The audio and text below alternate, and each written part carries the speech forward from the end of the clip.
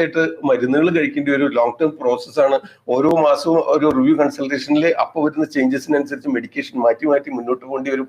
അതല്ലാതെ ഒരു ഗുളിക മാത്രം ഇങ്ങനെ സ്ഥിരമായിട്ട് കഴിക്കുക എന്നുള്ള ഒരു ആയുർവേദ രീതിയല്ല. നിങ്ങളുടെ ലക്ഷണങ്ങൾ കാണിച്ചു തരുന്ന ലക്ഷണങ്ങൾ മാറുന്നതിനനുസരിച്ച്, ശരീരം കാണിച്ചു തരുന്ന ലക്ഷണങ്ങൾ മാറി മാറി വരുന്നതിനനുസരിച്ച് മരുന്നുകൾ മാറ്റണം, കാലാവസ്ഥയിൽ മാറ്റം വരുന്നതിന് അനുസരിച്ച് മാറ്റങ്ങൾ വരുത്തണം.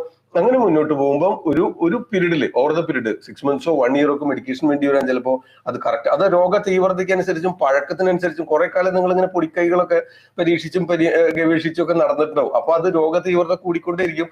താൽക്കാലികമായിട്ട് നിങ്ങൾക്ക് ആശ്വാസം കിട്ടുമ്പോൾ നിങ്ങൾ ഇത് മാറി എന്ന് വിചാരിക്കും. പക്ഷെ രോഗം അവിടെ പടരുന്നുണ്ടാവും.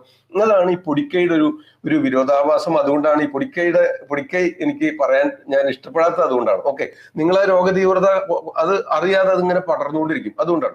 അപ്പൊ ഇത്തരം അവസ്ഥയില് നമ്മൾ ആയുർവേദ രീതിയിൽ ഉപയോഗിക്കാവുന്ന ഒരു നിര മരുന്നുകളുണ്ട്.